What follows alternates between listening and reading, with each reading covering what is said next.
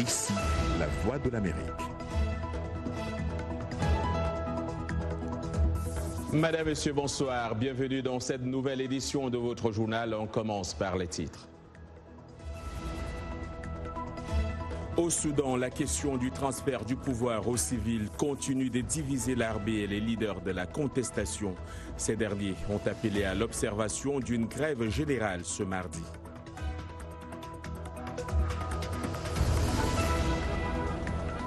La démission du ministre de la Justice en Guinée continue de faire des vagues, non sans attirer l'attention sur l'éventualité d'un troisième mandat pour Alpha Condé.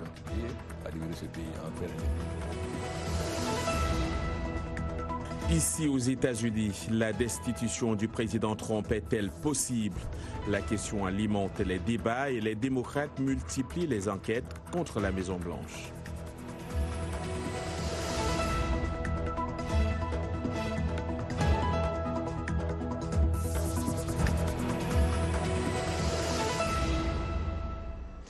Bonsoir. Des milliers de Soudanais observent ce mardi une grève générale à l'appel de la contestation. Ils ont paralysé plusieurs secteurs d'activité pour accroître la pression sur l'armée qui refuse de transférer le pouvoir aux civils plus de 6 semaines après l'éviction d'Omar el-Béchir. Les précisions avec Irénée Herman Umbo. Fonctionnaires, employés de banques et d'entreprises privées ont répondu à cet appel à la grève de 2 jours. Ces manifestants insistent ainsi sur la mise en place d'un gouvernement civil qui, selon eux, est l'unique moyen de sortir le Soudan de la crise politique actuelle. Nous travaillons à la Banque de Khartoum. Nous sommes solidaires de nos frères manifestants, nos martyrs. Et nous continuerons à participer à la grève jusqu'à ce que nos revendications soient satisfaites. Dans différents secteurs de Khartoum, des employés grévistes ont protesté en pleine rue. Des centaines de travailleurs de Port-Soudan, pôle économique vital, ont aussi rejoint la grève de 48 heures. Nous espérons que le Conseil militaire ne va pas tarder davantage à respecter sa promesse de transmettre le pouvoir au peuple. Je ne sais pas ce qui va se passer, mais le pouvoir doit être remis aux civils. Cette grève de 2 jours a pour objectif d'envoyer un message clair au monde entier, celui de ne pas laisser le pouvoir aux mains des militaires.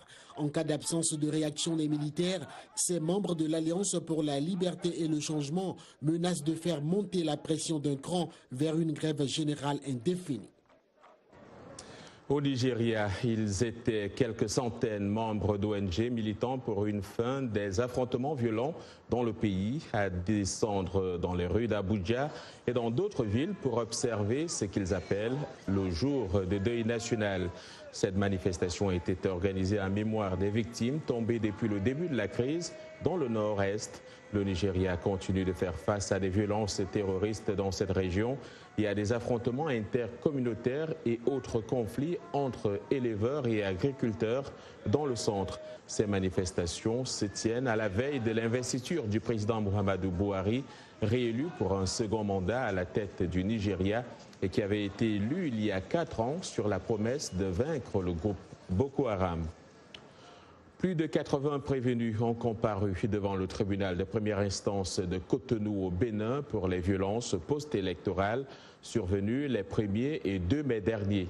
Les charges retenues contre la centaine de jeunes présentés au tribunal de Cotonou restent l'attroupement armé ou encore trouble à l'ordre public. Après plusieurs heures d'audience, la Cour s'est déclarée incompétente dans la majorité des dossiers au grand mécontentement des avocats de la défense.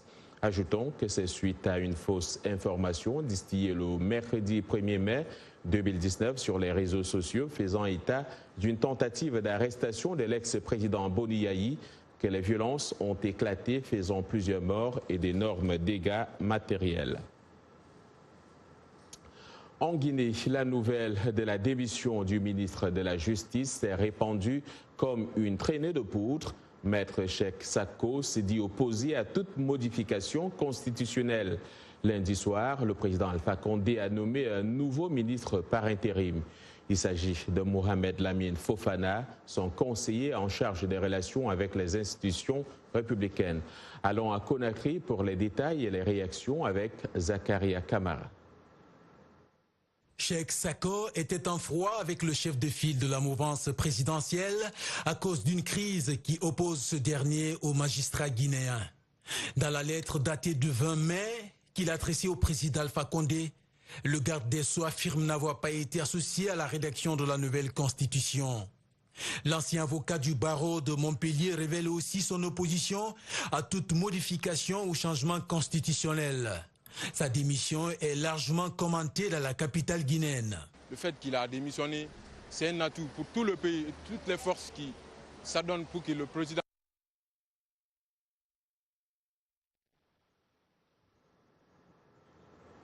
Quelques soucis avec cet élément. On va poursuivre avec le Malawi, où Peter Mutharika, chef de l'État réélu, a prêté serment ce mardi à Blandir et appelé les perdants de la présidentielle à accepter les résultats du scrutin.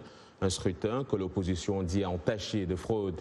Je tiens à féliciter les autres candidats qui ont participé à ces élections, mais ils doivent accepter qu'il y a seulement un vainqueur, a déclaré Peter Mutharika dans le stade Kamuzu de Blandir lors d'une cérémonie organisée au lendemain de l'annonce de sa victoire. Peter Mutharika a obtenu 38,57% des suffrages devant son principal rival Lazarus Chakwera qui a lui obtenu 35,41% des voix selon les chiffres de la commission électorale. Le président sénégalais Macky Sall a lancé ce mardi le dialogue national lors de l'ouverture des travaux. Il a appelé à une gouvernance concertée. Ce dialogue, promis par Macky Sall lors de sa prestation de serment pour un second mandat le 2 avril dernier, a débuté en présence des leaders religieux, de représentants de la majorité et de certains opposants de la société civile, dont les partenaires sociaux. Ce dialogue est boycotté par une partie de l'opposition et un qui n'entend pas jouer sa partition dans ce dialogue national, c'est bien l'ancien président Abdoulaye Wade. Il exige la reprise du procès de son fils Karim Wade et la libération de Khalifa Sall, ancien maire de Dakar. Pour une analyse, retrouvons à Dakar Alassane Samba Diop. Il est directeur de iRadio et ITV. Alassane Samba Diop, bonsoir. Bonsoir. Quelle est l'opportunité de ce dialogue politique aujourd'hui? Pourquoi Macky Sall ne l'a-t-il pas lancé avant l'élection? Vous savez bien que Macky Sall, quand il a été réélu, il y a une partie de l'opposition qui a contesté sa réélection en disant qu'il n'est pas légitime parce qu'il est passé dès le premier tour. Il avait déjà dit lors de sa prestation de serment qu'il souhaitait un dialogue large pour revenir sur le processus électoral au Sénégal, l'histoire des parrainages, entre autres, qui a causé beaucoup de soucis à certains partis politiques.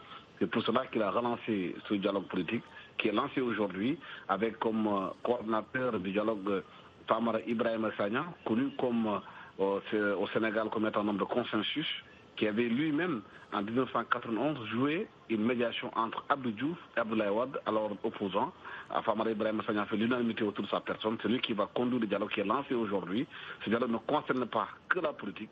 Il concerne aussi d'autres secteurs de la vie politique au Sénégal. Alors, sauf que l'ancien président Abdoulaye Wade, on le disait tantôt, a posé comme préalable de sa participation à ce dialogue national la reprise du procès de son fils Karim et la libération de Khalifa Sall. Comment comprendre cette exigence?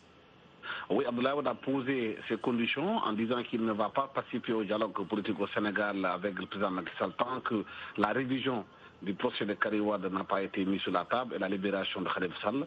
Naturellement, le président de la République a répondu en disant que ça, c'est des questions qui appartiennent à la justice. C'est le seul qui peut le dire. Concernant le procès de Khalifa Sall, le président dit que le dossier est en cours. Et quand il sera fini, en ce moment, il va apprécier. Vous savez, au Sénégal, le président a le droit de grâce. Il peut aussi activer l'Assemblée nationale pour une amnistie. On se rappelle, justement, en 2016, c'est quand la première fois le dialogue politique au Sénégal, c'est après ce dialogue politique-là que Karim Wade a reçu une grâce présidentielle. Aujourd'hui, il y a certains membres du Parti démocratique sénégalais qui n'ont pas accepté le dictat de leur patron Abdoulaye Wade, tel qu'Omar Sarr, le numéro 2 du parti qui a participé au dialogue. Et d'ailleurs, le Parti démocratique se réunit aujourd'hui pour apprécier la participation d'Omar Sarr à ce dialogue.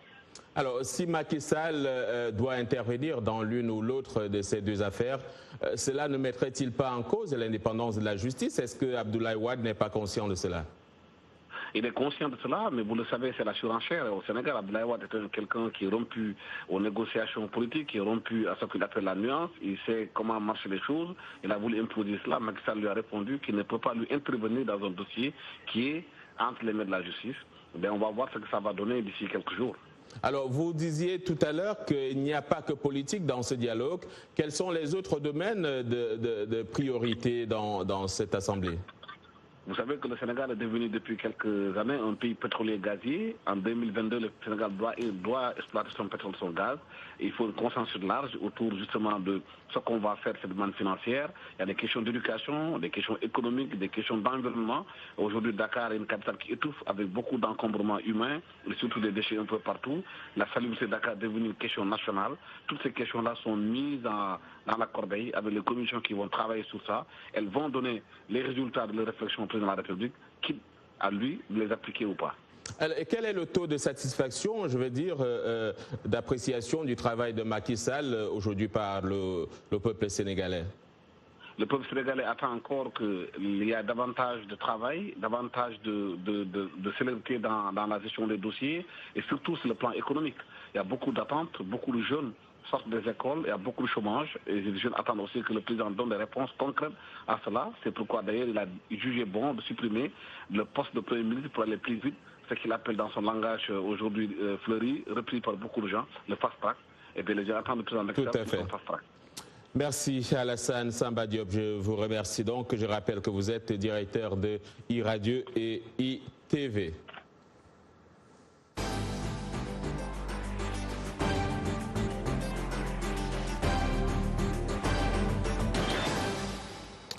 Des questions sur une éventuelle mise en accusation du président Donald Trump alimentent toujours les débats, tandis que la Maison-Blanche fait face à de nombreuses enquêtes dirigées par des démocrates de la Chambre après la conclusion de l'enquête du procureur spécial Robert Mueller.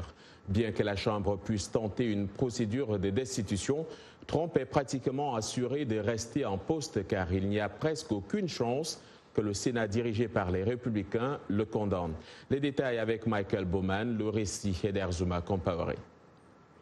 Les démocrates usent de leur majorité à la Chambre pour enquêter sur le président Trump et son administration sur des sujets allant du traitement des enfants migrants à la frontière américano-mexicaine à la politique commerciale étrangère du président, sans oublier ses déclarations d'impôts. Pour certains démocrates, il faut joindre l'acte à la parole. Ce que nous devons faire, c'est au moins débuter la procédure de destitution. De l'autre côté, les républicains considèrent que les démocrates s'accrochent désespérément à un récit d'actes répréhensibles venant de la présidence. Les démocrates n'ont aucun projet, aucun but et aucun programme législatif viable à part s'attaquer à ce gouvernement. Et les puissants dirigeants démocrates se méfient de l'ouverture d'une procédure de destitution, du moins pour l'instant. La semaine dernière, Trump a arrêté les consultations avec les démocrates à propos d'une initiative majeure visant à moderniser les infrastructures américaines jusqu'à ce que les enquêtes du Congrès soient terminées. Vous pouvez opter pour l'enquête ou l'investissement, ou décider que le mieux, c'est de faire quelque chose pour le peuple américain. Les démocrates en lice pour la nomination à la présidence de 2020 veulent tous évincer Trump, mais aux urnes. Les sondages ne montrent pas que le peuple américain réclame la destitution de Trump. La cote de popularité de Bill Clinton a même augmenté après que les républicains de la Chambre eurent engagé une procédure de destitution contre lui en 1998. Toujours ici, aux États-Unis, les services météorologiques mettent en garde contre les risques de tempêtes dans le centre du pays. Une série de tornades a été signalée la nuit dernière dans l'est de l'Indiana et l'ouest de l'Ohio.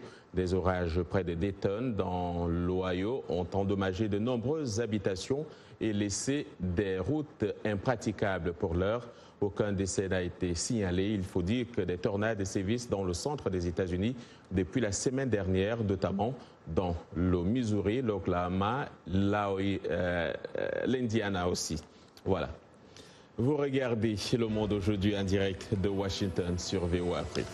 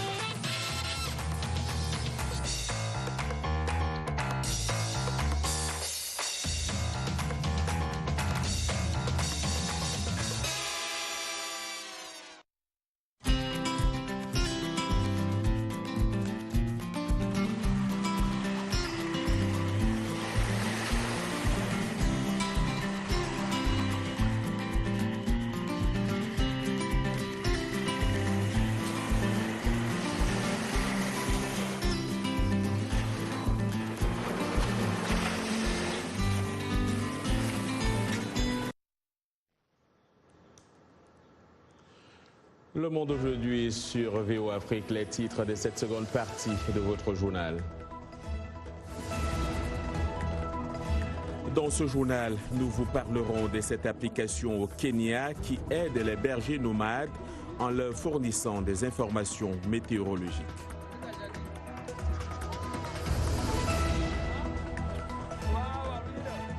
Eric Manirakiza sera là pour le segment Éco avec Dans les rues de Dakar, ces volontaires qui collectent de l'argent pour offrir des repas aux désœuvrés pendant le Ramadan.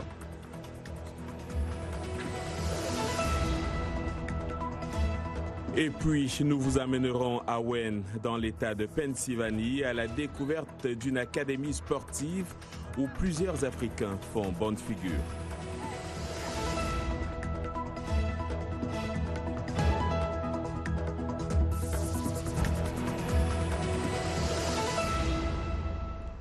Eric Manirakiza nous a rejoint sur ce plateau, c'est pour parler économie. Eric, bonsoir et bienvenue. Bonsoir Antoine. On commence par le Sénégal. Des volontaires s'organisent pour offrir des repas pendant le Ramadan.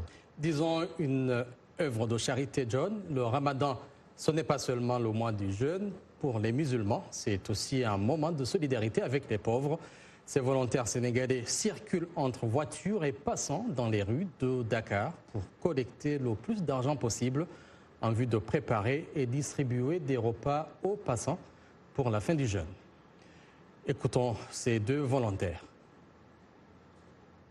On demande de l'argent au milieu de la route, les passants nous donnent. C'est avec ça qu'on achète du café, du sucre, des pains et donner aux gens à l'heure de la rupture du jeûne. Bon. Il y a des bonnes volontés qui donnent jusqu'à 10 000 francs. Mais tout ça, je peux dire que c'est leur propre bien, quoi. C'est un mouvement que je salue, c'est un grand mouvement de solidarité. Franchement, je suis très ému par rapport à cela. Et puis d'autres pays dans la sous-région devraient en prendre un exemple. Et puis, Eric, 13 millions de dollars américains, c'est ce que Safaricom envisage de débourser pour acheter M-Pesa à Vodafone. Safaricom reste la société la plus rentable d'Afrique de l'Est, bien implantée notamment au Kenya et en Tanzanie. Elle va d'abord conclure un contrat de co-entreprise avec Vodacom, un opérateur sud-africain détenant 35% de son actionnariat. Cette étape devra par la suite faciliter l'acquisition des droits de propriété intellectuelle de sa célèbre plateforme de services financiers mobiles, vous l'avez dit, M-Pesa, auprès du britannique Vodafone. Cette transaction permettra aux deux sociétés de réaliser d'importantes économies sur les redevances versées à Vodafone et d'étendre le service à deux nouveaux marchés africains. Suivez ce responsable de Safaricom.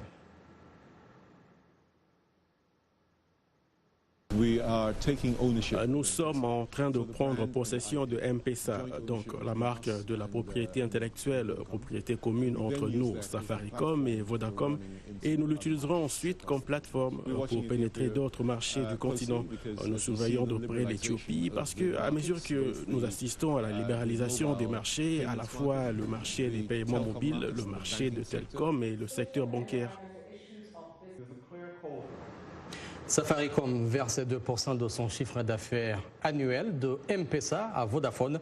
Les revenus de M-Pesa se sont élevés à plus de 741 millions de dollars américains à la fin du mois de mars, qui correspond à l'exercice financier de Safaricom. Et Vodacom verse 5% de redevances de propriété intellectuelle à Vodafone provenant de son entreprise M-Pesa, principalement située en Tanzanie. Un bon business pour chacun. Merci Eric Manirakiza et à la semaine prochaine.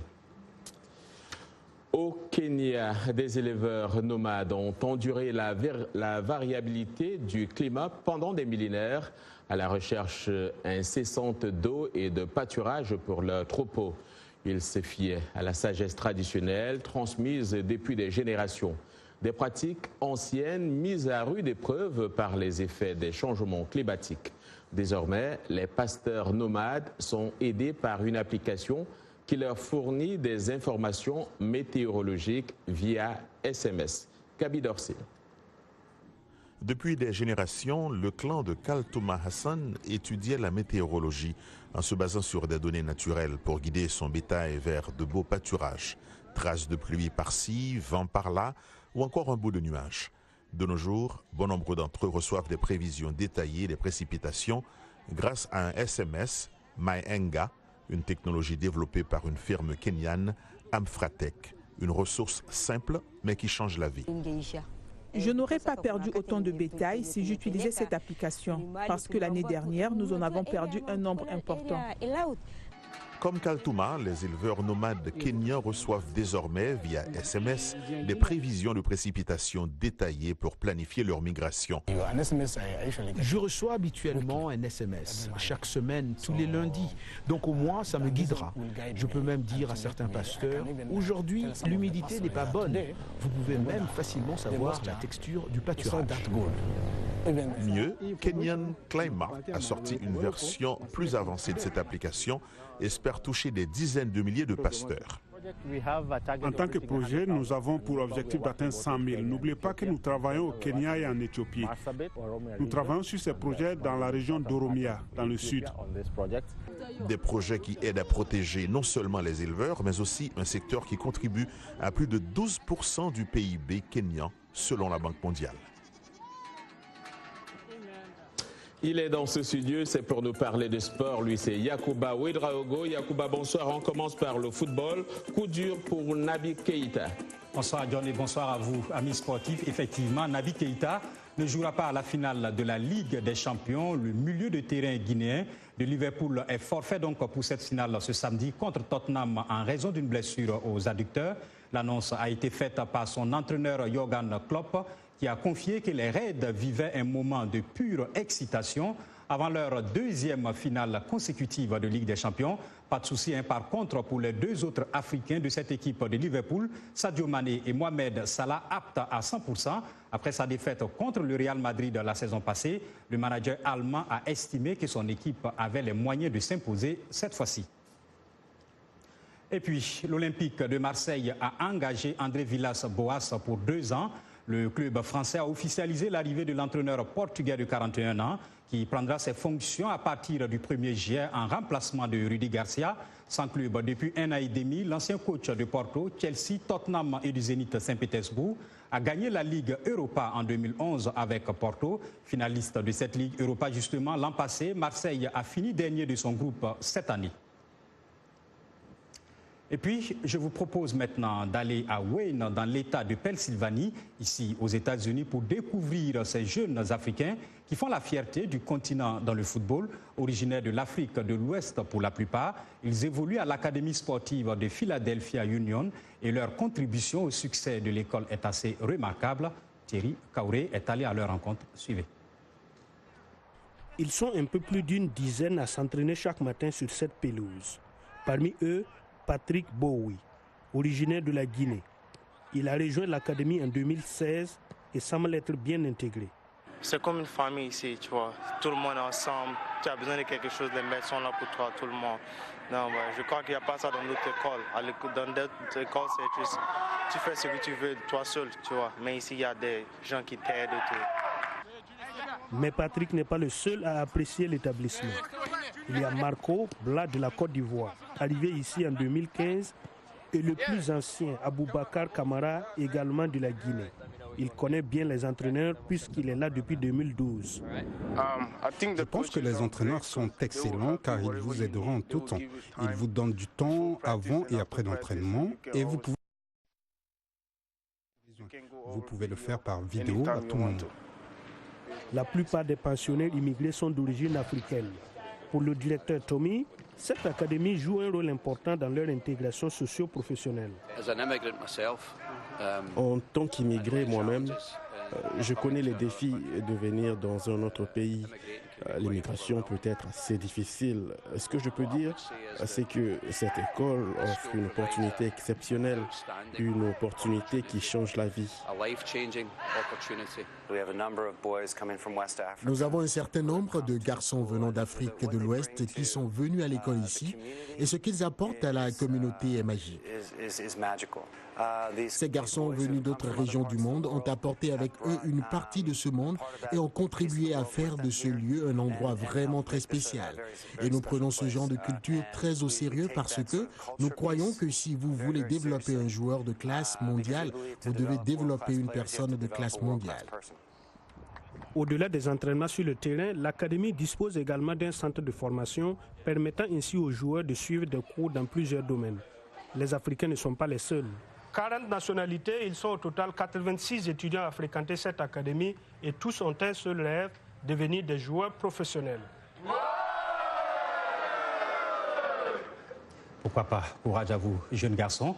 Nous restons ici aux États-Unis pour parler de basketball. Golden State fera sans Durant pour le premier match de la finale NBA. Le double champion en titre a annoncé qu'il sera privé de Kevin Durant pour son premier match donc de finale contre Toronto ce jeudi. Et le meilleur joueur des 2 dernières finales NBA, Durant a manqué les 5 derniers matchs de son équipe en raison d'une blessure au mollet droit. En son absence, Golden State a remporté ses 5 derniers matchs et éliminé Houston 4-2 puis Portland 4-0. Les Warriors vont disputer leur 5e finale consécutive et visent un 4e titre en 5 ans. Voilà donc pour les sports. On se retrouve demain. Merci Yacouba Ouedraogo et excellent reportage de Thierry Kaoré. À présent, parlons d'espace et de la NASA qui prévoit de lancer 3 missions lunaires Artemis, c'est comme cela qu'elle s'appelle, ainsi que 5 autres lancements distincts pour construire une station orbitale lunaire au cours des 5 prochaines années. Artemis 1 est un vol prévu en 2020 et qui testera les capacités de la navette spatiale pour atteindre l'orbite lunaire. Artemis 2 sera une mission habitée et devrait être lancée 2 ans plus tard. Son objectif étant de faire venir une équipe spatiale autour de la Lune. Artemis 3 emmènera une équipe dans l'espace. Selon la NASA, les 3 missions Artemis seront lancées par le système de lancement spatial de la NASA sur le faisceau spatial Orion. La NASA a déclaré que cela faisait partie de son plan visant à passer de la Lune à la planète rouge pour que l'exploration humaine de Mars devienne une réalité. Attendons de voir tout cela et c'est par cela que s'achève ce journal. Merci à toute l'équipe qui l'a préparé et à vous de l'avoir suivi. Demain est un autre jour. Excellente soirée à tous et à toutes.